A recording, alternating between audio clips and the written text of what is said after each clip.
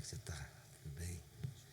Meditar na palavra de Deus, e para tal quero vos convidar a abrir mais uma vez a vossa Bíblia, sentado como os irmãos estão, no livro dos Salmos, Salmo de número 12. Quero compartilhar com vocês 8 versículos deste cântico do salmista Davi.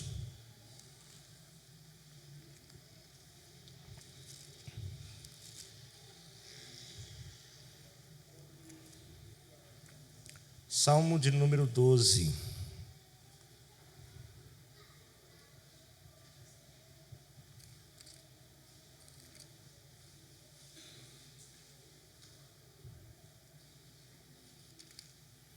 Glória a Deus.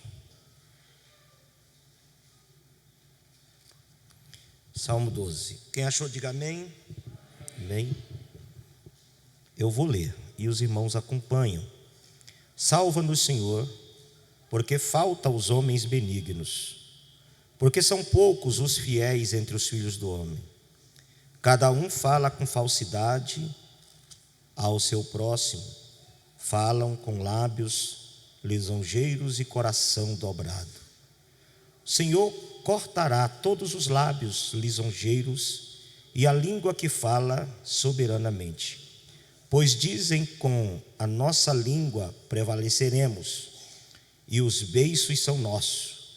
Quem é o Senhor sobre nós? Por causa da opressão dos pobres e do gemido dos necessitados, me levantarei agora, diz o Senhor, porém a salvo aquele para quem eles assopra. As palavras do Senhor são palavras puras, como prata refinada em forno de barro e purificada 7 vezes. Tu nos guardarás, Senhor, desta geração, nos livrará para sempre. Os ímpios circulam por toda parte, quanto os mais vis dos filhos dos homens são exaltados. Amém? Fiz questão de ler esse salmo aqui para poder frisar um versículo que está registrado nesse salmo, que é o versículo de número 5. Esse eu gostaria de ler com toda a igreja. Amém? Salmo 12, verso 5. Vamos lá? Todos juntos? 1, 2, 3. Por causa da opressão dos pobres e dos gemidos dos necessitados, me levantarei agora, diz o Senhor, porei em a salvo aquele para quem eles assopra. Esse versículo aqui, o salmista está cantando, isso é um louvor, dos hinos inseridos no inário de Israel nos dias do salmista Davi. E aqui ele descreve nesse salmo sobre homens maldosos, falsos, lisonjeiros, difamadores e que se apoiam em seus direitos próprios, e acreditam que Deus não irá puni-los. Mas aqui o salmista, dentro desse cântico, enquanto ele apresenta essas pessoas que vivem essa vida distorcida espiritualmente, parece que ele tem aqui, um revestimento espiritual, um lampejo profético, e então ele expressa-se no Salmo de número 5, que Deus se levantará para poder amparar, proteger, sustentar aqueles que gemem e são necessitados. Eu estou fazendo uma revisão completa de todos os sermões que eu já preguei e que eu tenho registrado, escrito, guardado. E dentre eles, eu tenho um sermão que o Senhor me deu há muitos anos, há mais de 20 anos eu escrevi, e é claro, fiz algumas atualizações, que fala sobre os 4 gemidos que existem na Bíblia. Quantos gemidos? 4 gemidos. 4 gemidos que existem na Bíblia. E que por causa desses gemidos, Deus se levantará, irá se levantar para agir. Por causa desses 4 gemidos. E a mensagem que eu quero trazer ao vosso coração é exatamente falando desses 4 gemidos. A palavra gemido, eu andei pesquisando, estudando e analisando. Quem aqui já gemeu? Ninguém? Você nunca deu um gemido? Eu acordo gemendo, sentindo dor. Por várias vezes eu acordo gemendo, sentindo dor. O gemido, ele nem sempre representa uma dor física. Em regra geral, a maior parte em que se sabe a respeito de um gemido, ele vem de dentro, ele vem do âmago. Os gregos chamam de algo esplagma, que significa algo entranhável entre divisão de alma e espírito. O gemido, ele é a expressão viva, literal, da dor que a alma sente.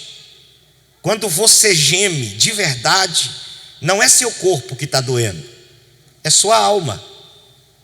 E a sua alma expressa a dor através do gemido. E eu tentei entender essa questão de gemido aqui, compreender um pouco a respeito desse gemido, e quero aprofundar um pouco mais relacionado a isso, falando desses 4 gemidos pelos quais Deus vai se levantar. E o primeiro gemido pelo qual Deus irá se levantar para agir, e isso já está muito próximo, está registrado em Isaías capítulo 33, eu quero que você coloque aí por gentileza, e o versículo de número 9, Isaías capítulo 33, e o versículo de número 9. Diz assim a palavra do Senhor: a terra geme e pranteia, o Líbano se envergonha e se murcha, Saron se tornou como um deserto, Bazã e Carmelo foram sacudidos. Primeiro gemido que eu acho expressivo na Bíblia Sagrada é registrado como o gemido da terra. Alguém aqui sabia que a terra geme? Alguém sabia? A terra geme. E as várias reações do que acontece na terra é expressado por esse gemido. E se está escrito na Bíblia que a terra geme, então eu acredito que a terra geme. E a terra está gemendo. Nós temos aqui o primeiro gemido a ser analisado. Esse gemido da terra, ele tem fundamento. Todos nós sabemos que no princípio a terra foi amaldiçoada por causa do pecado. Quando Adão desobedeceu a Deus e quando Caim matou o seu irmão. A terra foi feita perfeita. Ela foi feita como? Perfeita. Assim como o ser humano também foi feito perfeito. Mas o pecado alterou tudo na criação. O pecado, ele é tão terrível, tão tremendo, tão maligno, que ele não alterou apenas a vida do ser humano. O pecado também alterou a criação, alterou a terra. E a partir de então, a terra passou a gemer. Quando Adão peca, que a punição de Deus chega, em Gênesis capítulo 3, do verso 17 ao 18, diz assim: e a Adão disse, quem disse? Deus: porquanto destes ouvido a voz da tua mulher, comeste da árvore de que te ordenei, dizendo: não comerás dela, maldita é a terra por tua causa. A terra está sendo punida, a terra está recebendo julgamento divino por causa do pecado do homem. A partir de então, toda a perfeição da terra se alterou. E a partir de então, a terra passou a se expressar com o seu gemido. Talvez não é o gemido igual o gemido que você é acostumado a dar. ou o gemido que você conhece porque ouviu de alguém. O gemido da terra se expressa de muitas formas, e vamos analisar isso aqui.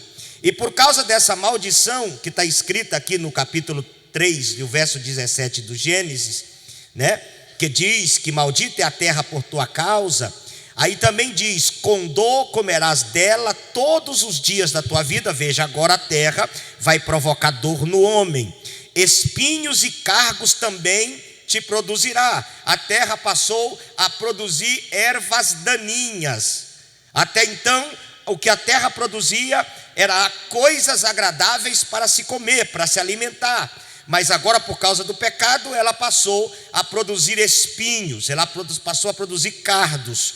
Alterou completamente a forma perfeita que a terra tinha.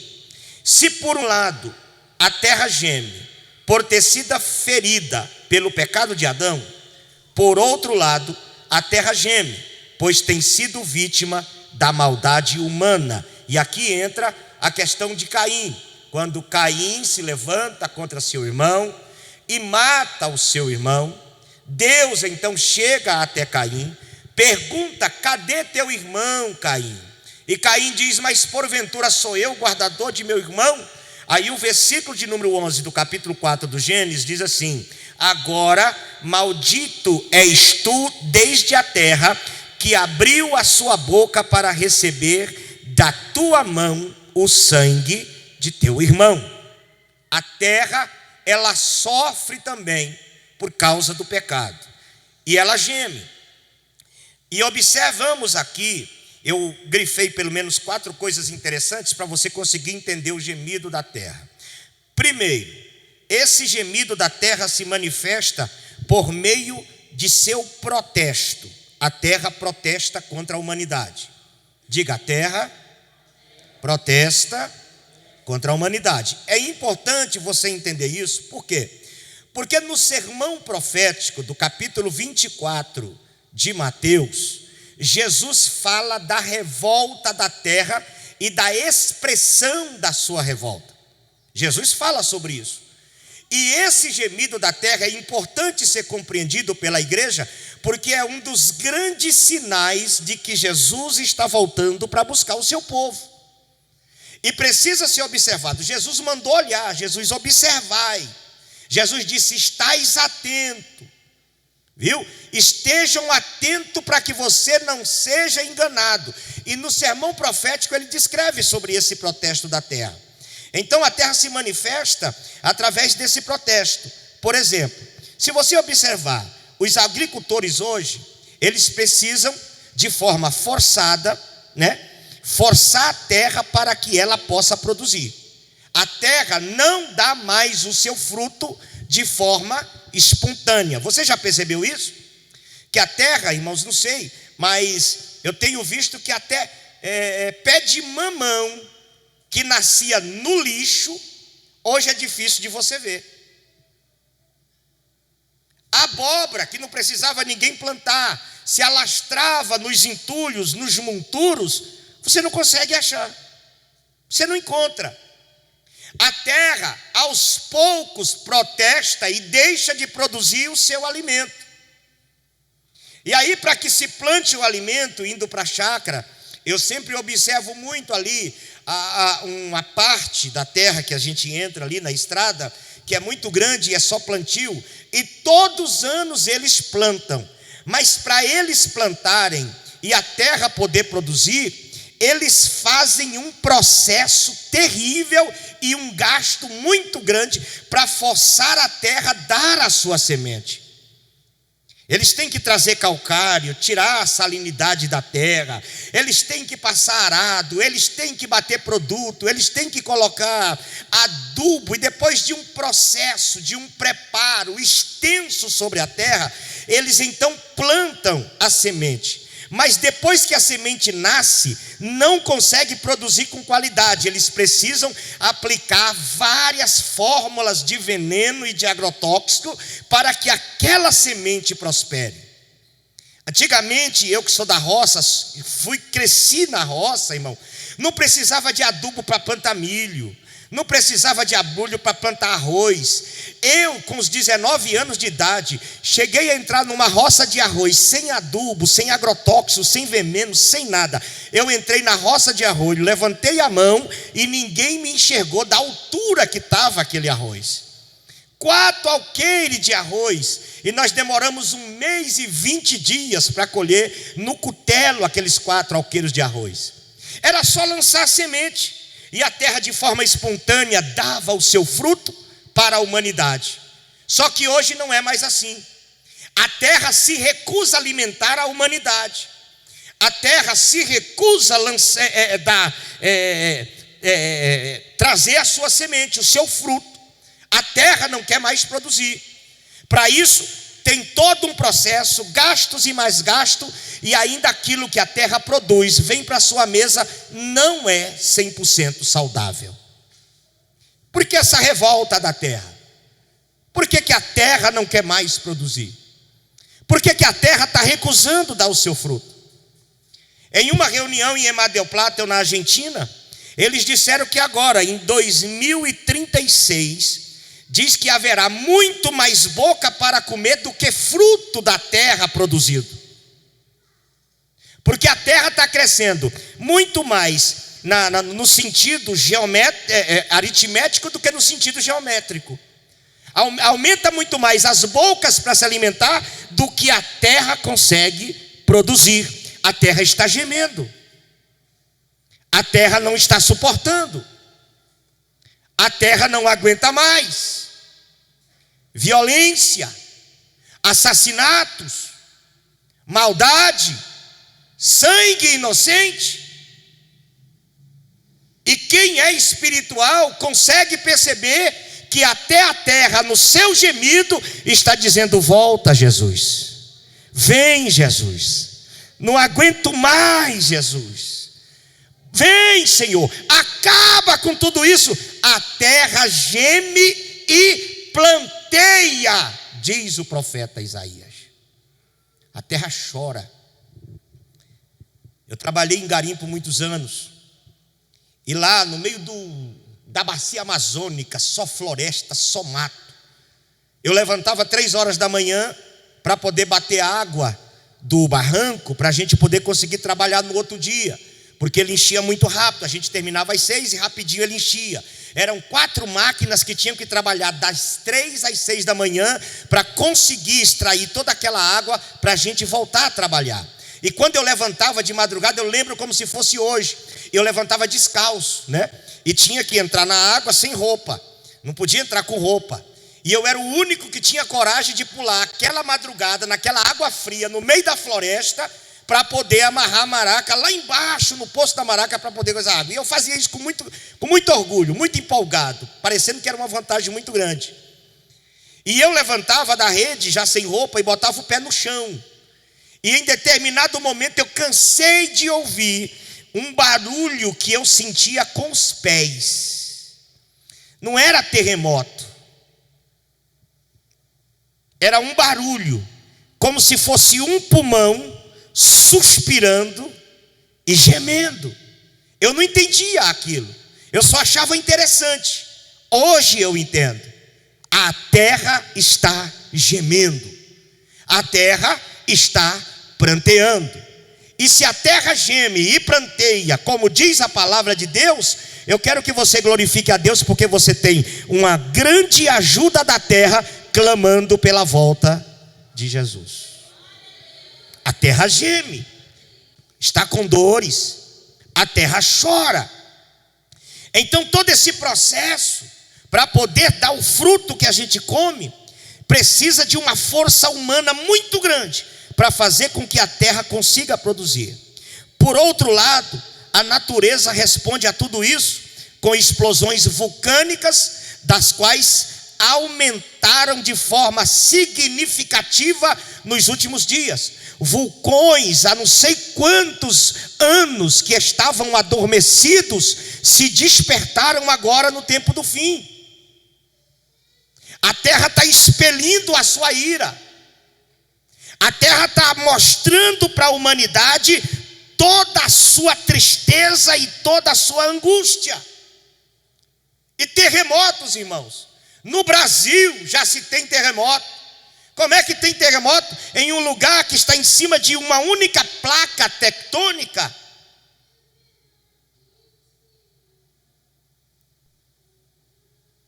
O mundo está sendo sacudido. O Japão nem se fala. Eu estava lendo que o Japão está esperando agora, dentre os próximos 5 anos, um grande terremoto que acontece, não sei de quantos em quantos anos lá, não me lembro, mas de tantos e tantos anos acontece esse terremoto, e eles estão esperando um terremoto agora, que ele pode atingir 8,4 na escala Richter. Não vai ficar prédio em pé. Não tem casa que dá conta disso. Sem contar que a reação de um terremoto nessa proporção já provoca uma destruição completamente devastadora. Ainda tem os chamados maremotos, que quando as placas elas batem uma na outra, provoca uma pressão nas águas, e aí vem os grandes tsunamis. Há pouco tempo agora, um tsunami, esqueci o nome aí, na Ásia, não foi? Levou mais de 200 mil pessoas. Indonésia, é Ásia, não é? Indonésia, 200 não sei quantas mil pessoas. A terra está mostrando a sua indignação. A terra está mostrando a sua fúria. A terra está reagindo à maldade humana. E o gemido da terra já se pode ouvir. Por outro lado, a reação de tudo isso, que é a culpa humana, eu também estava estudando. Isso são coisas que eu comecei a estudar. O chamado lixo tóxico. E já está havendo uma grande preocupação no mundo, só que esse negócio é silencioso. Só descobre quem tem curiosidade para ler, para vasculhar, para pesquisar. Porque os irmãos sabiam que 90% dos lixos tóxicos, eles são armazenados no mar, em cápsulas grandes feitas de bronze. E que o mar está corroendo essas placas. E esse lixo tóxico carregado de tantas outras coisas, dentre as outras, irmãos, aquele negócio que aconteceu no SESI aqui em Goiânia, aquela radiação terrível, está tudo armazenado nessas cápsulas, 90% delas no mar. E foi constatado que elas estão se dissolvendo por causa do sal. E quando elas romperem, irmãos, a catástrofe dentro das águas do mar vai ser terríveis. A quantidade de animais, de peixes e de muitas outras coisas que existem no mar vai morrer trem demais da conta.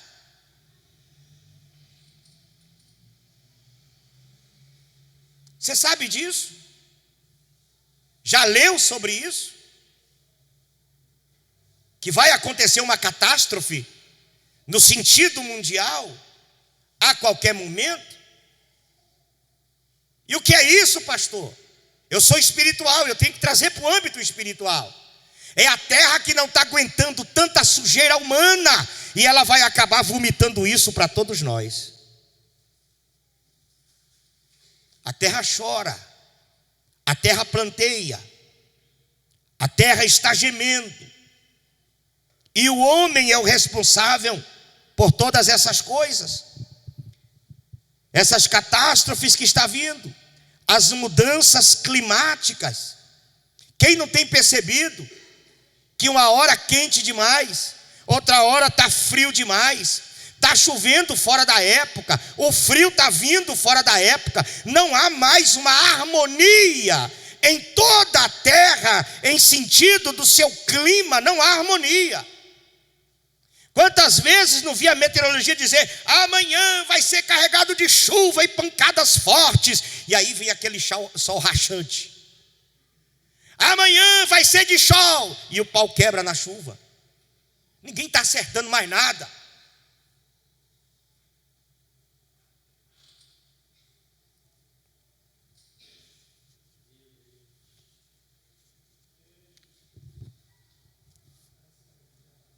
caça predatória, extinção de animais, o desequilíbrio disso, irmão. Porque você pensa assim, está matando e tal, mas o que os animais têm a ver com a nossa vida? O desequilíbrio.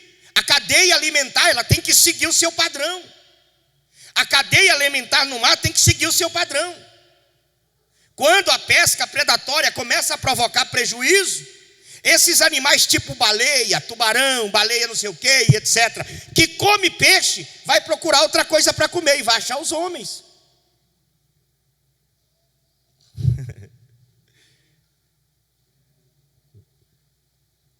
Vai para o mar não, o negócio está ficando feio. Amém, meus irmãos? Tudo isso é essa reação. A terra está gemendo. Diga, a terra está gemendo, clamando para Jesus voltar. Segundo gemido, vamos lá. Romanos capítulo 8, verso 22. A igreja vai ler esse versículo por gentileza. Isso aqui é informação, viu, irmãos? Mensagem, ensino, ele é muito mais informação do que uma motivação emocional para levar você a um âmbito maior espiritual. Isso aqui é para provocar estrutura na sua vida. Presta atenção em sua volta. Veja como está todas as coisas. E você vai perceber que a terra já está dando sinal de que Jesus já está voltando. E ela está sentindo isso. A terra está sentindo isso. Romanos 8, 22. A igreja, por favor, todos juntos.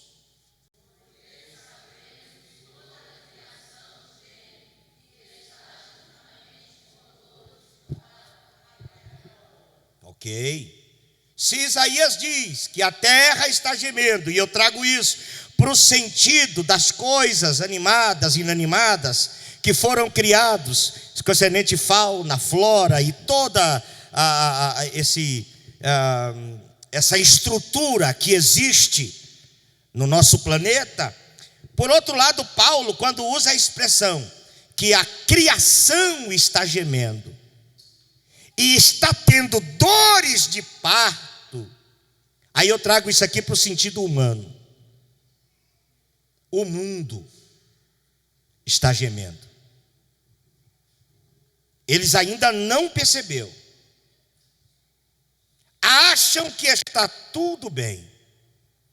Pensam que está dentro daquilo que é a normalidade da sobrevivência humana. Mas eu consigo, como homem de Deus e como pastor, escutar o gemido da criação. Eu consigo escutar o gemido da humanidade, de almas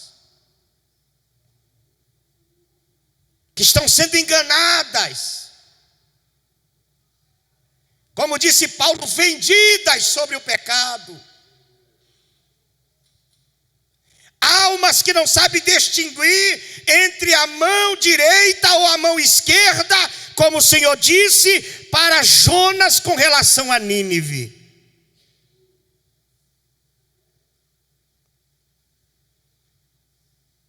Almas que estão marchando em forma disparada para a condenação eterna, sem direito de retornar de lá.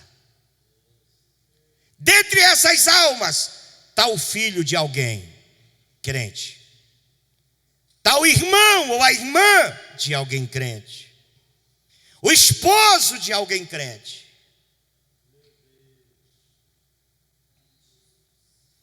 Eu não consigo imaginar o que sente um pai que levanta de madrugada para orar e sabe que o seu filho ou a sua filha está distanciado da presença de Deus.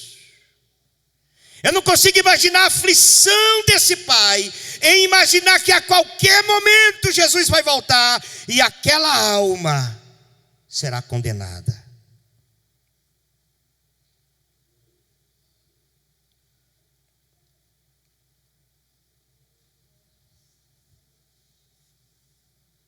Homens que detêm o poder são arrogantes, autoritários, negam a existência de Deus, pensam que são donos de si mesmo, e que hoje muitos crentes carregam revolta, tristeza e ódio por esses homens, e você não está conseguindo ter o mesmo sentimento de Cristo, para perceber que ali existe uma alma, e que aquela alma está gemendo, e que o inferno será terrível para aquela vida.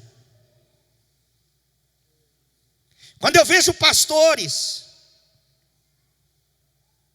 crentes, que entram dentro do sistema político, com a ideia de que vai defender direitos da igreja, porque é para isso que eles dizem que vai, porque dizem que Deus precisa de homens ali, para defender esses direitos.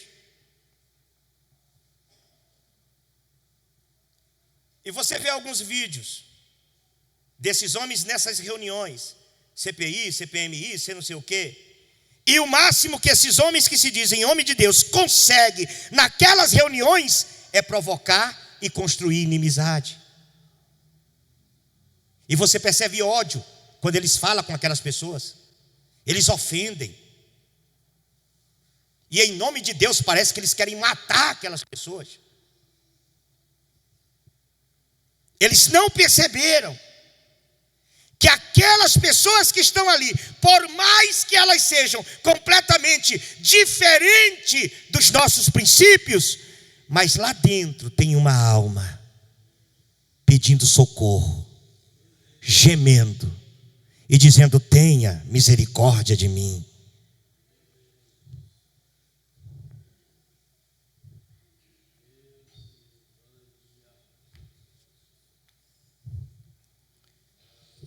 Um dia Jesus repreendeu alguns líderes que chegaram até ele com uma determinada discussão. Jesus então disse àqueles líderes uma coisa que deve ser lembrada aqui hoje. Ele disse assim: ide e aprendei o que significa misericórdia quero e não sacrifício. A palavra misericórdia ela é composta por duas palavras.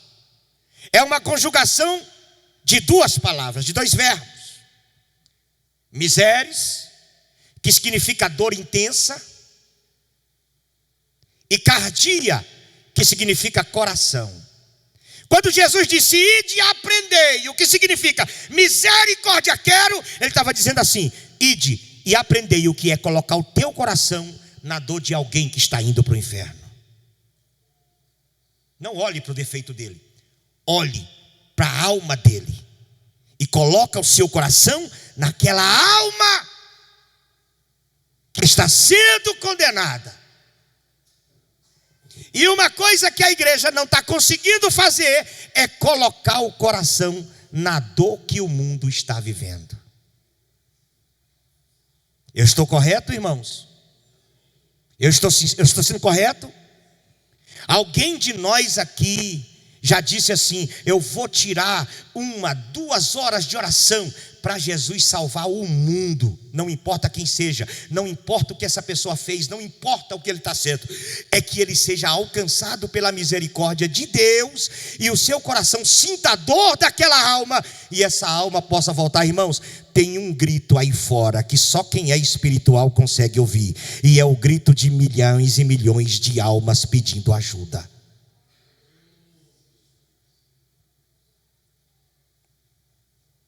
Eu uma vez fiz uma anotação de uma estatística que eu recebi dos Estados Unidos.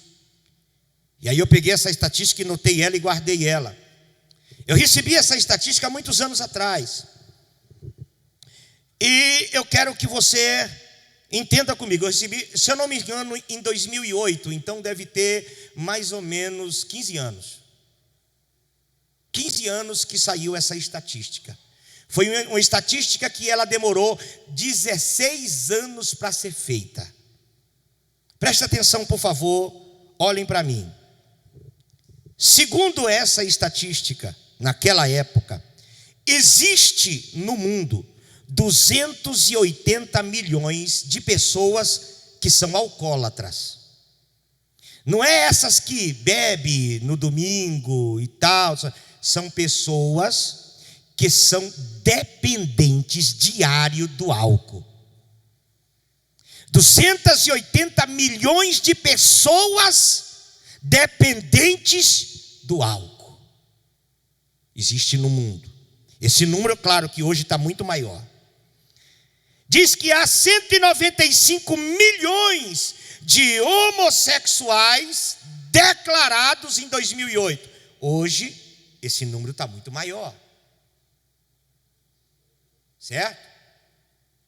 E eles estão dizendo aí que nós temos discurso de ódio porque deles serem homossexual. Nós não temos discurso de ódio, nem temos ódio dessas pessoas. Nós não concordamos simplesmente com a prática deles.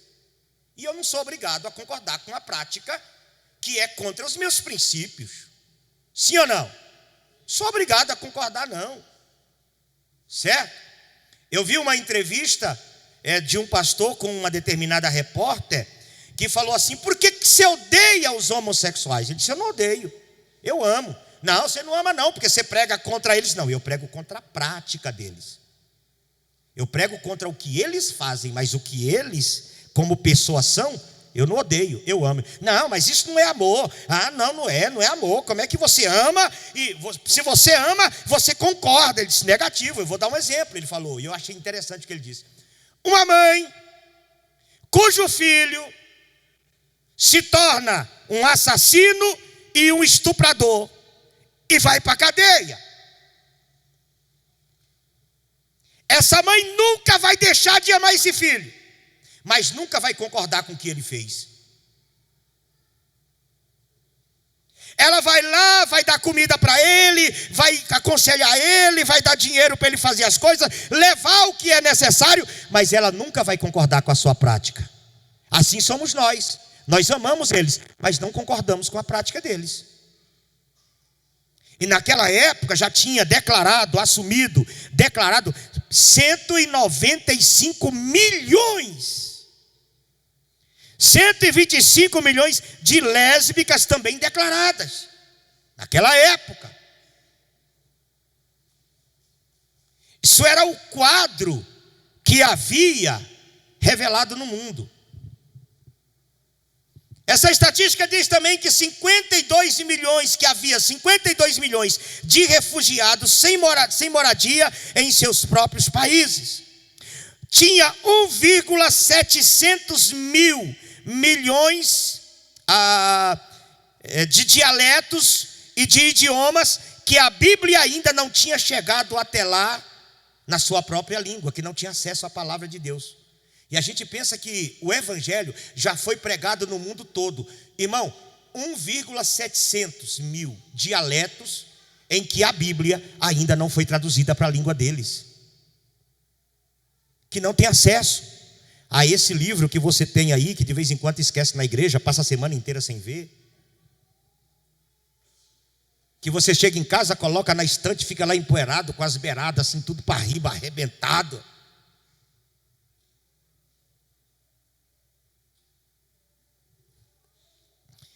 Não sei quem foi que foi lá em casa e eu mostrei para ele uma Bíblia que eu tenho da idade da Elissama. Eu ganhei ela no ano que a Elissama nasceu. E ela está novinha. E o irmão disse assim: ah, pastor, mas também guardadinha fica nova. Aí eu abri para ele ver. Eu já li ela completa 6 vezes. Ela está guardada porque eu li ela 6 vezes. E toda a Bíblia que eu pego nova, eu leio 6 vezes e guardo. Toda a Bíblia. E eu tenho algumas lá assim já. E essas pessoas não têm acesso à palavra de Deus. A Bíblia não está à sua disposição. Eles não conhecem o plano da salvação. Eu estou te falando de almas que estão gemendo. –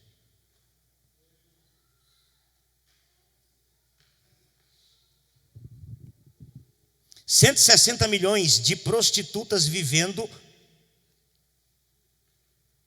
às custas do seu corpo, que precisa vender seu corpo todo dia para poder comer um pão. 35% da população mundial em 2008 estava completamente desnutrida e morrendo de fome. Pessoas que estão na sarjeta, na África. Você já viu lugares da África em que as pessoas estão couro e osso, cadáver em vida, morrendo no colo do pai, morrendo no colo da mãe? Eu tive o desprazer de ver um vídeo de uma mulher, só o osso, que morreu dando mamar para o filho.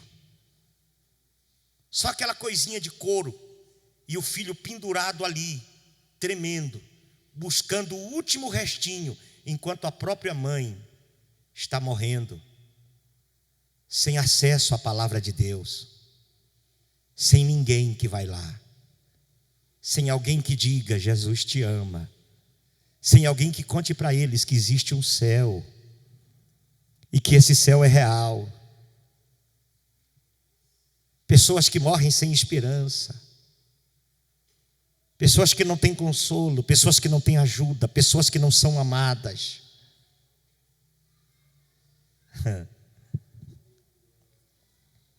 Quando eu vi na estatística o índice da mortandade, agora isso aqui que eu quero que você preste atenção.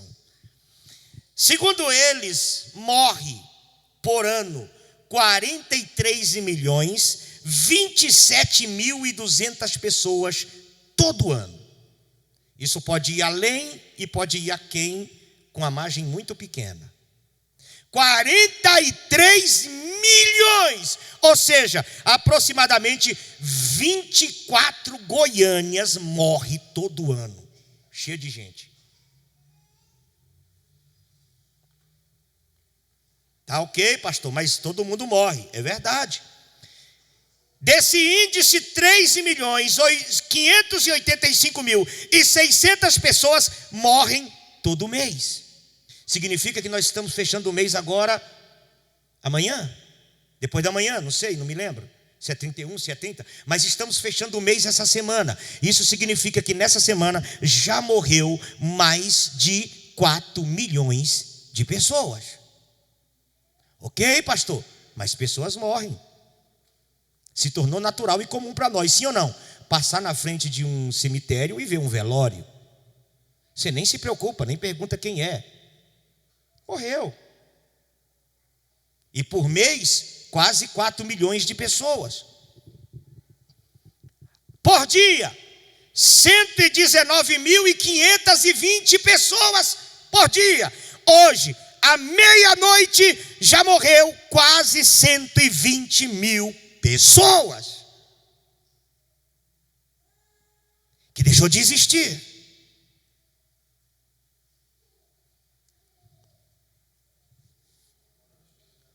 Por hora, 4.980 pessoas por hora. Por minuto, 83 pessoas morrem por minuto. Por segundo, 1,3 pessoas. Significa que a cada 3 segundos morre 4 pessoas.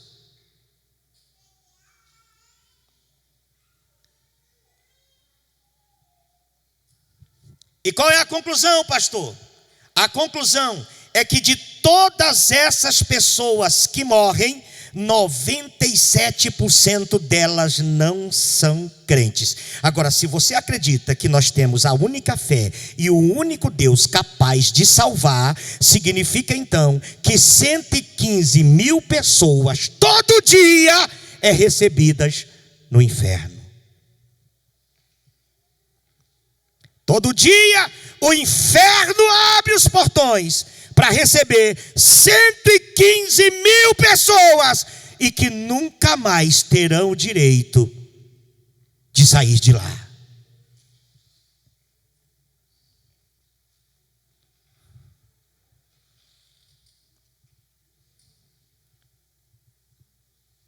Dá para pedir a Deus para ser espiritual um pouco mais essa noite?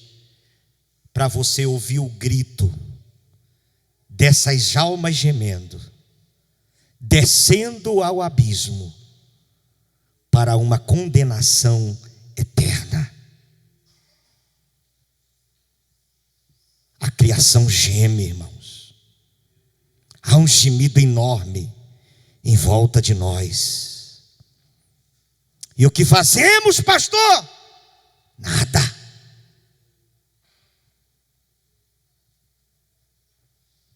Eu fui a primeira vez no trabalho que a irmã Sofia, com alguns obreiros, está fazendo em uma casa de recuperação lá, que eu nem sei aonde. Escuro, sem luz, cheio de pedra, lugar perigoso, que muita gente não quis ir lá, porque é perigoso, porque não tem iluminação.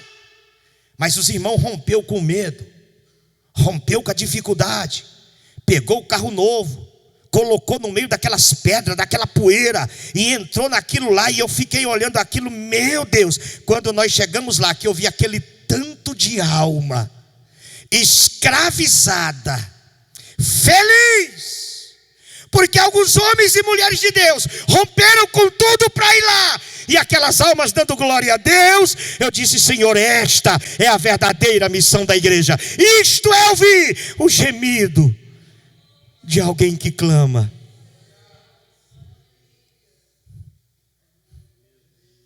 E Deus me deu uma palavra ali, e aqueles homens chorando, glorificando, exaltando. Não pare de fazer essa obra. Não pare de enfrentar perigo. Não fique com medo da falta de iluminação. Ouça o gemido dessas almas. Como você pode ser indiferente a esta realidade?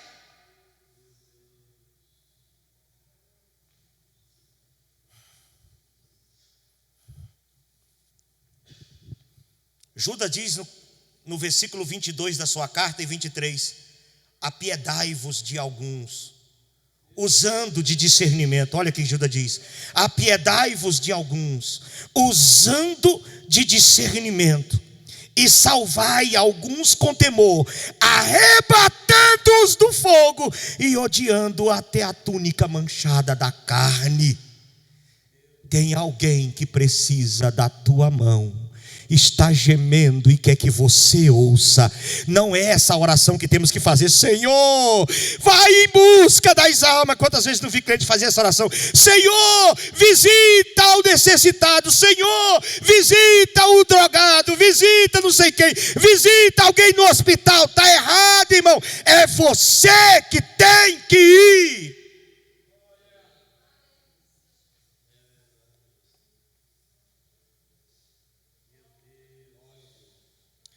Lembrei do pastor Rubens, né? Já contei isso para os irmãos. Família crente, a mãe crente, família rica. Aí o pai pega e morre. Ela fica só com o filho, a irmã. E aí ela coloca o filho na faculdade para fazer medicina. E um dia de madrugada Deus visita Rubens na casa, na mansão que eles moravam em São Paulo, e diz para ele: eu te quero na obra missionária. Eu te quero resgatando almas. E ele na faculdade de medicina. Aí ele chega na mãe e diz para ela: ontem o Senhor falou comigo, mãe. Não me quer na medicina, me quer resgatando almas. E ela disse: nunca, eu não tenho filho para ser missionário, eu não tenho filho para ser pastor, eu não tenho isso para a sua vida. Você tem que ser médico, porque isso é a sua vocação. E papai, eu não te libero, eu não aceito. E a mãe ficou brava com ele. Aí ele foi orar e disse: Senhor, meu coração está pronto, coragem de ir eu tenho, mas o Senhor precisa convencer minha mãe. Aí numa madrugada ela teve um sonho. No sonho ela viu uma fila de gente sem olho. Ninguém tinha olho. E essa fila descia um abismo.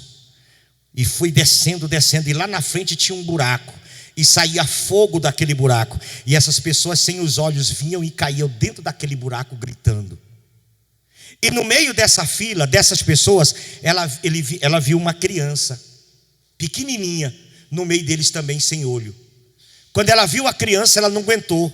Ela saiu correndo e desceu aquela ladeira e chegou lá para tirar aquela criança daquela fila para não cair naquele buraco. Quando ela chegou, a criança estava caindo. Aí ela agarrou a mão daquela criança e a criança ficou pendurada e ela não tinha força para puxar a criança. E ela tentava puxar e a mão estava escorregando da mão dela e ela não queria que a criança caísse. Aí ela lembrou que era crente. E aí ela orou e disse: Deus, me ajude, não deixe essa criança cair. Fortalece meu braço para puxar ela. Aí uma voz desceu do céu e disse: tu quer salvar essa criança? Ela disse: eu quero, Senhor. Então me dá o teu Rubens para a obra missionária.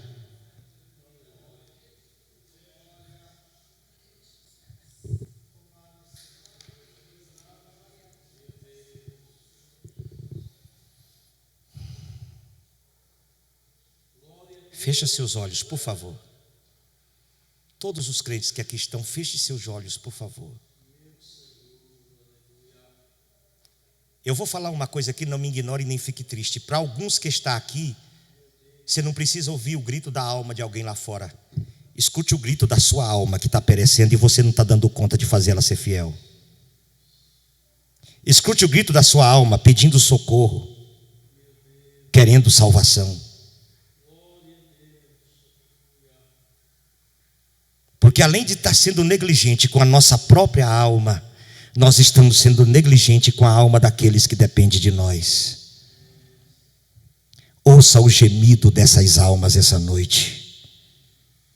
Entenda que nós temos pouco tempo e Jesus está voltando. Glória a Deus.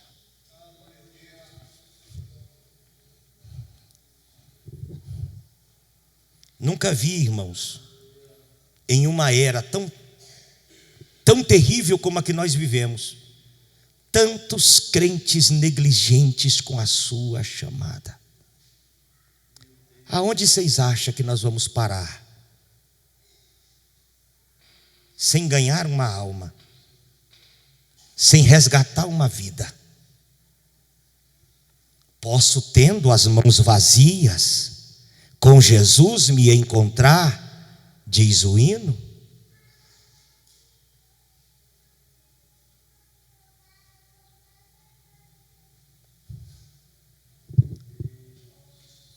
Terceiro gemido. Romanos 8, 26. A igreja leia, por favor.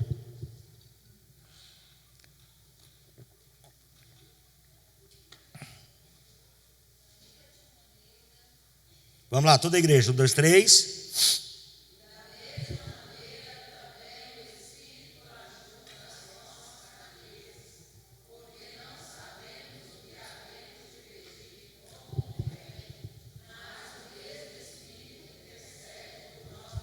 Para aí, irmãos, não é esse aí não, perdão, é Romanos 8, 23, por favor, esse é o último gemido. Eu quero falar do terceiro. Vamos lá?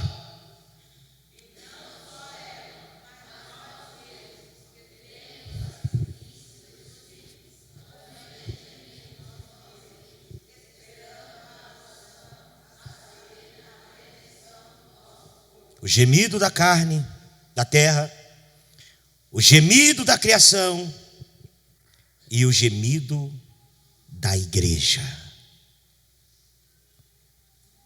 A verdadeira igreja, não a religiosa, não a militante, porque existe duas igrejas. Existe a igreja militante e existe a igreja triunfante. Existe a igreja que está indo no meio. Mas existe a igreja que está indo para o céu. Essa igreja geme. Geme porque não suporta mais o que acontece nesse mundo. A igreja que não se conforma com o sistema caído que rege a sociedade.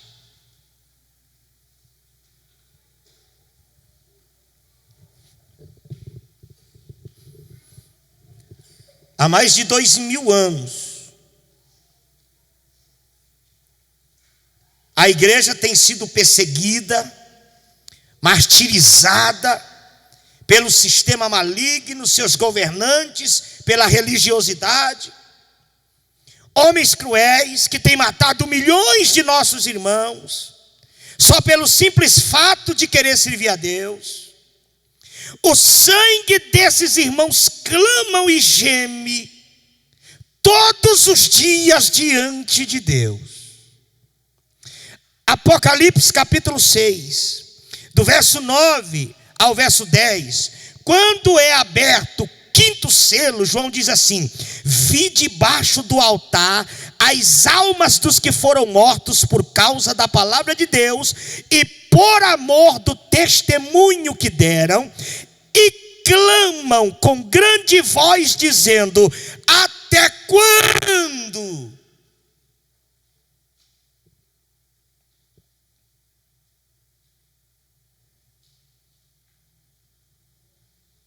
Não clama só a igreja que vive, clama a igreja que já partiu. O Senhor disse a Caim: o sangue de teu irmão clama a mim.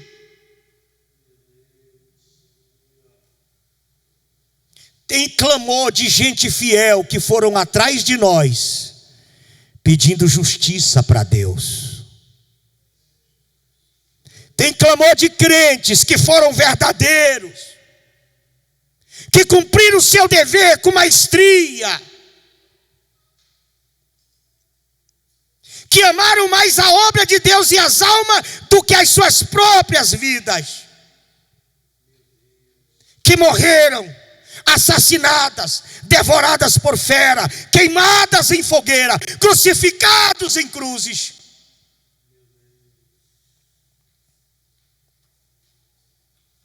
Cujo sangue foi derramado, e estão clamando, gemendo,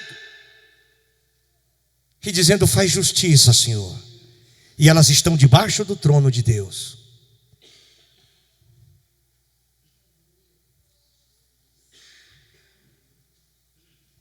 Mas também existe uma igreja que geme, porque não suporta mais viver na presença do pecado.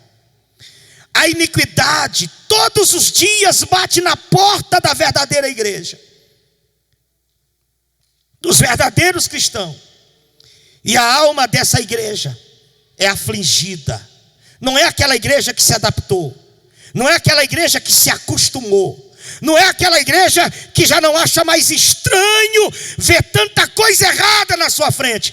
É aquela igreja que ainda tem o sangue de Jesus nos olhos, que ainda prima pela santidade e que sabe que esse mundo não lhe cabe mais. E todo dia ela ajoelha e geme, e ela diz: ora, Senhor, vem. Senhor, me tira dessa terra. Senhor, faz algo por mim, porque suas almas é afligida todos os dias.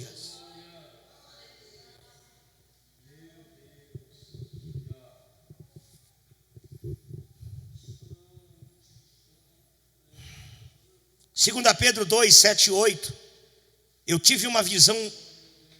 A Bíblia ela é tremenda, irmãos. A Bíblia mostra coisas do passado para poder falar de coisas que são do futuro.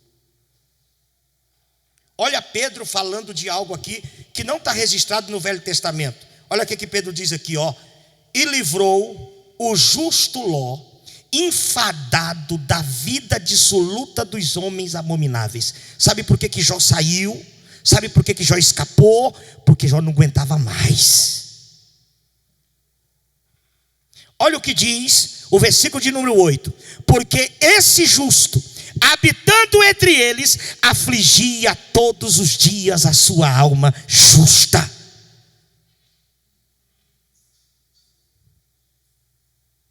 Eu disse a vocês que existem lugares aqui que não me cabe mais, não dou conta mais. E quando eu volto triste, a minha alma volta angustiada, porque eu não aguento mais isso que está acontecendo no mundo. Eu não aguento mais tanta injustiça, tanta iniquidade, tanto pecado na porta. Você sai na rua e já se depara com pecado na sua frente. Existe alma de justos que estão clamando. Alma de justos que não aguenta mais. Alma de justos que querem ir embora para o céu. Chega desse mundo caído, pervertido, destruído, cujos valores são distorcidos e estão afetando nossos filhos, nossas crianças, nossos netos.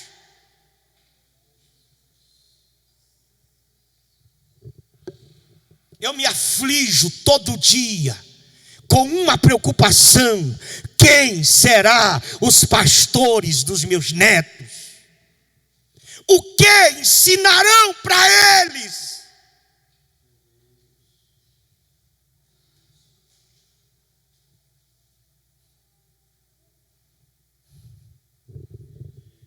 E a única coisa que eu posso fazer é gemer, é clamar, é chorar. Porque a imoralidade está nas ruas.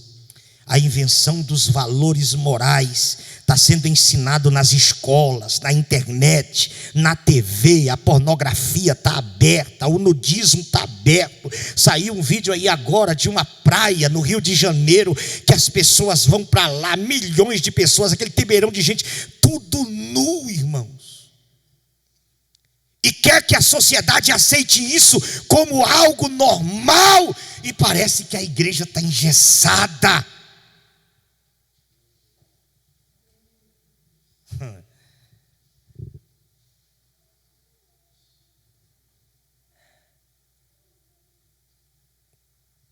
Só que eu disse lá no Salmo que Deus está se levantando por causa da terra que geme, por causa das almas que gemem, por causa da verdadeira igreja que geme. Deus está se levantando. E vai haver algo muito grande de Deus. Eu gosto muito de Ezequiel. Vamos lá, Ezequiel capítulo 9. Quando no capítulo 9 de Ezequiel, você pode colocar aqui para os irmãos acompanhar, diz que Ezequiel ouviu um grito na porta do templo. E o grito foi assim: ouvi todos os intendentes da casa. E ele viu quando na porta do templo apareceu 6 homens. E esses homens, cada um tinha uma arma destruidora na mão. E dentre esses homens apareceu um vestido de linho, com um tinteiro e um pincel. E o Senhor disse para o homem que estava vestido de linho com um tinteiro de pincel, disse assim: sai pelas ruas e marca na testa os homens que gemem. Quer ver? Verso 4, coloca aí, se é o 4 mesmo. E disse o Senhor: passa pelo meio da cidade, pelo meio de Jerusalém, e marca com um sinal na testa dos homens que suspiram e que gemem por causa de todas as abominações que se cometem no meio dela. Tem um povo gemendo, tem ou não tem? Tem uma igreja verdadeira que está gemendo. E deixa eu te dar uma boa notícia, você que ainda geme: Senhor marcou na tua testa com seu sangue. Deus separou você dos demais. Disse aos outros homens: agora vão vocês e mata. Está no texto lá. Mata jovens, mata velhos, mata mulheres, mata criança. Não poupe ninguém. E comece no meu santuário. Começa no púlpito. Está no texto. Mas ele disse assim: mas os que gemem, que suspiram, porque não aguenta mais a iniquidade e o pecado, e que na testa tem a marca de Deus, não toque neles. São preservados. A igreja verdadeira que ainda geme, a igreja verdadeira que quer o céu, a igreja verdadeira que busca no Senhor, a igreja verdadeira que conhece seu papel e sabe que Jesus está às portas e ela não se contamina. Ela não se contamina. A verdadeira igreja está aqui. Tem alguém dela aqui essa noite?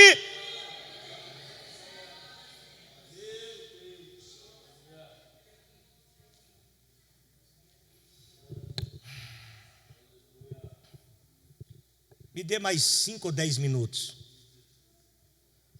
Romanos 8, 26. Agora nós vamos ler o 26. Diga: a terra geme, as almas gemem, a igreja geme.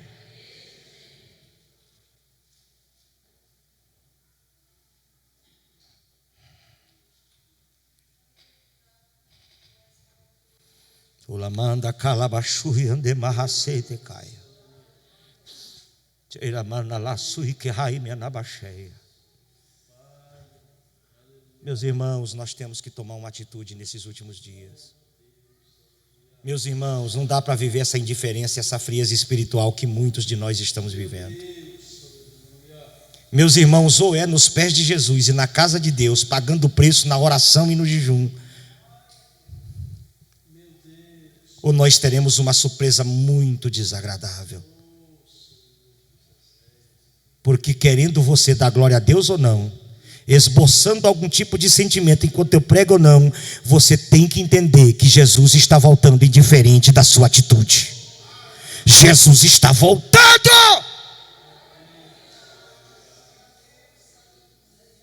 Meu Deus, se eu pudesse entrar na tua mente.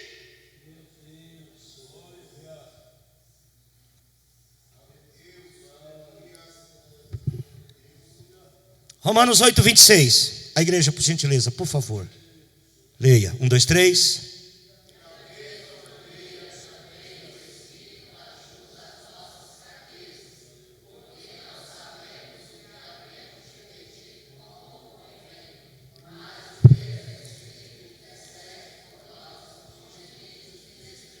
Olha quem está gemendo aqui. O Espírito Santo que eu estou sentindo aqui essa noite. Gemendo por causa da igreja. A igreja verdadeira geme porque não suporta mais o pecado na porta. E o Espírito geme porque não suporta mais o pecado da igreja.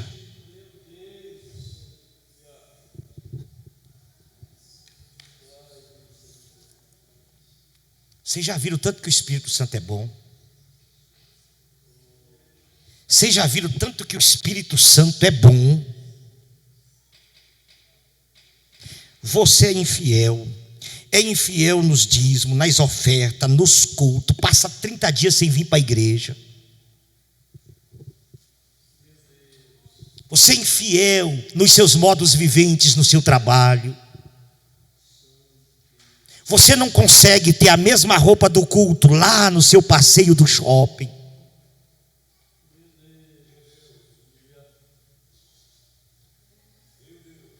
Você é infiel com a palavra de Deus, é infiel com a tua família, é infiel com a tua alma.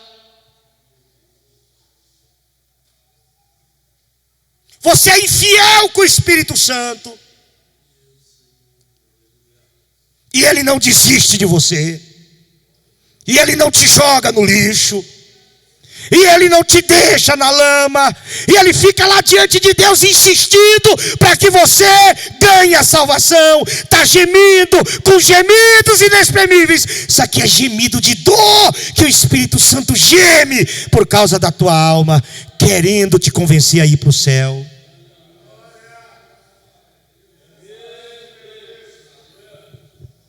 Você já ouviu o gemido do Espírito? Você já ouviu o gemido do Espírito Santo insistindo contigo, dizendo: eu te quero no céu. Toma atitude, se levanta, não faz assim não.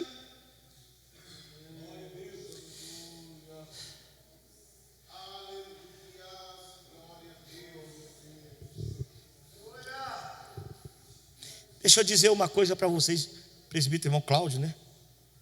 Presbítero irmão Cláudio, aconteceu uma coisa comigo que em 30 anos de fé, 28 de pastoreio, eu nunca vi. Eu disse aos irmãos que volta e meia eu acordo gemendo de noite. Volta e meia eu acordo com uma dor dentro de mim, que ela é superior às dores físicas. Essa dor, ela me amolece, ela me destrói, eu fico inerte, eu não consigo me levantar. É uma dor que parece que está rasgando dentro de mim. Às vezes eu estou assim feliz, alegre, em determinado momento, mas é muito passageiro. E de repente aquele momento de alegria passa e uma tristeza recai sobre a minha vida, sobre a minha alma, que eu não sei explicar de onde veio e por que veio tanta tristeza.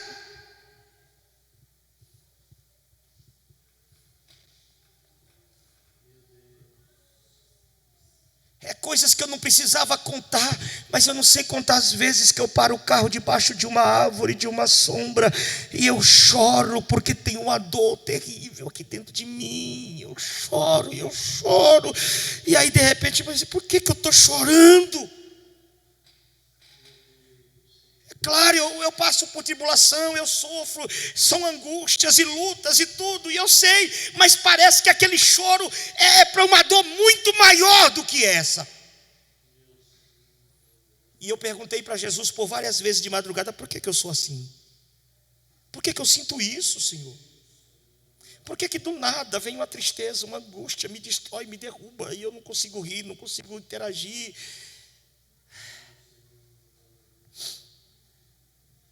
E aí eu fui pregar num congresso, saindo para Trindade, e era um trabalho na rua, tinha umas 600, 700 pessoas, e eu fui destruído pregar naquele dia. Eu não sei como é que Deus me usa, sentindo tudo isso, eu não sei como é que Deus me usa, e eu fui destruído, e eu preguei, e os irmãos falavam de língua estranha, Jesus batizando, e a glória descendo, e eu triste, e eu ministrando para eles, e eu não tinha força para ministrar para mim. E eu me lembro que quando eu terminei de ministrar, o pastor pegou a palavra e receba, e o povo cantando, e gente pulando, e nego caindo no chão. E eu sentei na cadeira, pus a mão na cabeça, como é meu costume, e eu comecei a chorar, e uma dor, e aquele gemido dentro de mim, eu não sabia por quê, meu Deus. E eu senti quando alguém pôs a mão na minha cabeça, era um obreiro, e disse assim: meu servo, tu me perguntou por várias vezes, por que eu sinto essa angústia? Por que eu sinto essa dor? Por que eu sou desse jeito? Porque muitas das vezes tu acorda gemendo. Irmãos, eu não estou contando isso para os irmãos que acordar gemendo agora. Porque às vezes teu coração aperta no peito e parece que vai explodir, e tu não consegue entender tanta aflição. Ele disse assim: é porque essa dor, essa aflição que tu sente, não é tua, é minha. Sou eu, meu servo, que estou sentindo essa dor. Você já viu uma profecia assim? Esse gemido que tu sente não é teu, é meu. É para tu saber como é que eu estou sentindo com a minha igreja. Eu estou compartilhando contigo os meus sentimentos. Conta para a minha igreja o que eu estou sentindo.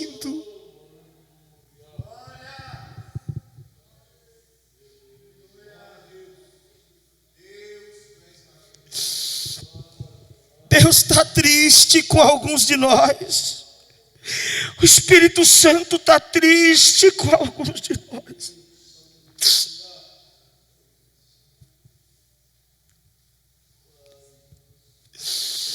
Escute o gemido do doce Espírito essa noite, dizendo que não quer nos perder, dizendo que te ama acima dos teus defeitos. E Ele quer te ajudar a entrar na glória. Ele quer te ajudar a viver a eternidade. Sinta a presença do Espírito hoje. Aceite Ele no seu coração e deixa Ele te ajudar.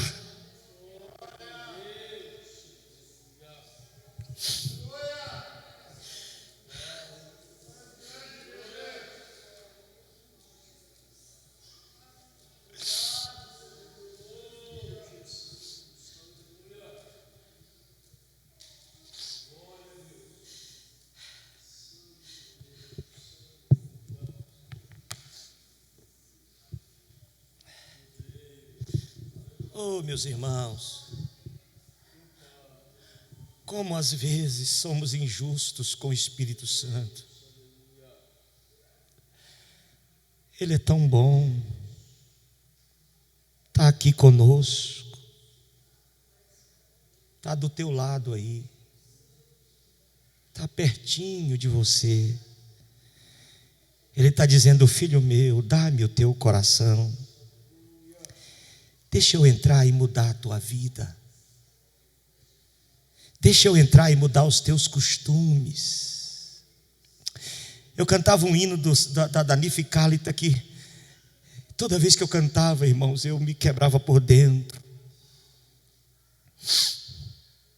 Deixa eu entrar em tua vida e mudar os teus costumes e transformar tua maneira de viver e te levar ao céu.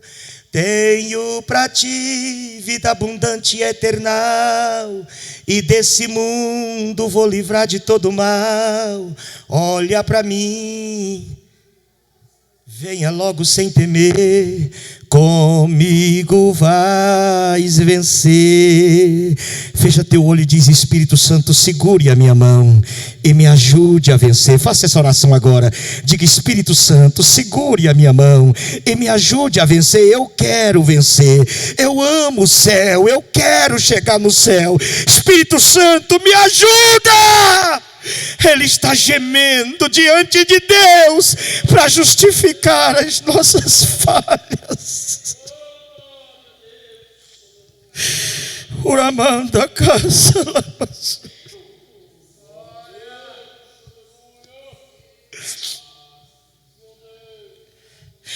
Quando ninguém mais te entende, Ele te entende. Quando mais ninguém se aproxima de ti, Ele não sai do seu lado. Quando você cai e alguém te condena, Ele te ajuda a levantar e diz: nem tudo está perdido, o sangue de Jesus te purifica, e Ele te ajuda a ficar de pé.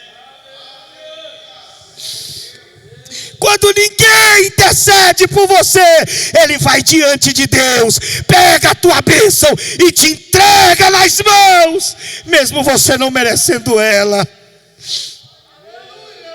É o teu melhor amigo, é Ele. Ele não te trai, Ele não te condena. Conhece os teus sentimentos, sabe das tuas necessidades.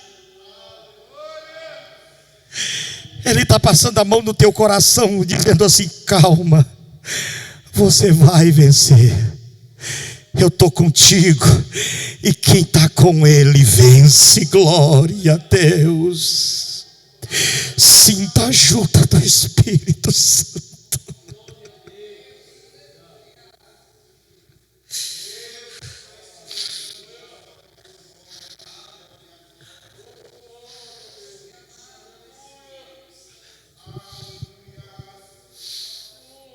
E Ele geme e nos ajuda em nossas fraquezas, com gemidos inexprimíveis. Aonde a tua dor não alcança o limiar da misericórdia de Deus, Ele geme por ti, para que a misericórdia de Deus recaia sobre a tua vida. Oh, bendito Espírito Santo, nosso amigo. Levante a mão e fale algo bonito para o Espírito Santo aí no teu coração. Diga para Ele alguma coisa bonita. Ele merece. Fica de pé em nome de Jesus.